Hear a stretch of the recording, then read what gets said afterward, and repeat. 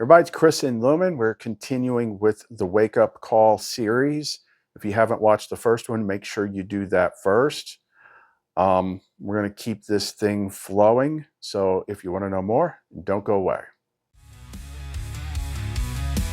Throw me to the wolves, I'll return leading the pack. Every scar on my skin is a map of my past. I don't run, I don't break, I don't bow to the pain. Every hit that you land just sharpens my blade. Stronger than before. Every battle fought only opens the door. Pain is my power, my fuel, my fire. I'm rising higher and I'll never tire. Surviving the game, I'll never fall. Through the fire and storm, I stand tall. Survive, survive the game. With a heart that's unbreakable, I'll make my name.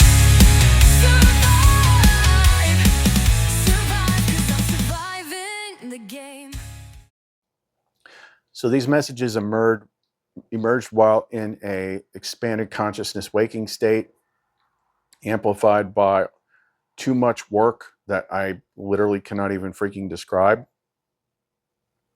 Like seriously, sometimes I'm not trying to sound any certain way, but it's like, Nikola Tesla trying to teach science to a cat. Like I don't even know what to freaking say. With some of the stuff that's going on here, we just boil it down to bytes, and even if you don't understand it the first time, it's always a seed. It's always a seed, and as long as you're seeking the light within you, that seed will grow. So let's move into the second wake up call message. Okay, message number 2.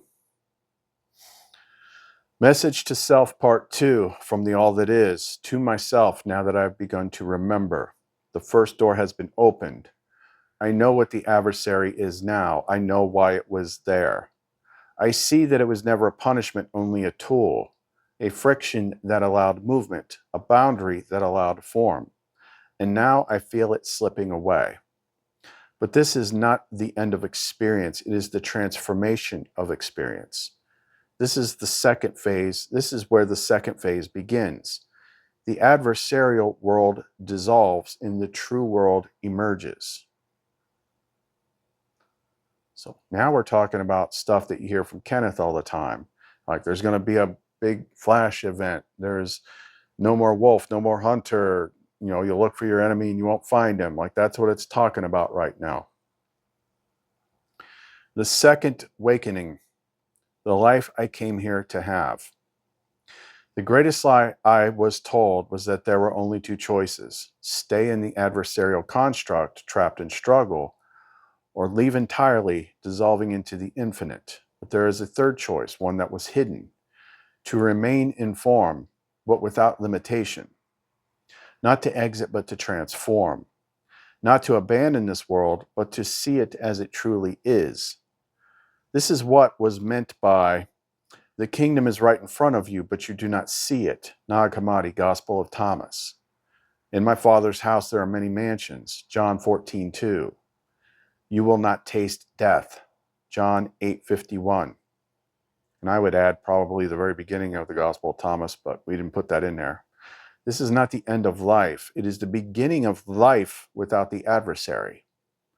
A world without decay, a body without corruption, an experience where I am still myself, but fully connected to the infinite. The adversary filter. Plato's cave was not just a metaphor, it was a warning. I was not born in a fallen world. I was born into a distorted perception of a perfect world. A filter was placed over my senses, not as an attack, but as a mechanism. The adversary filter turned heaven into earth.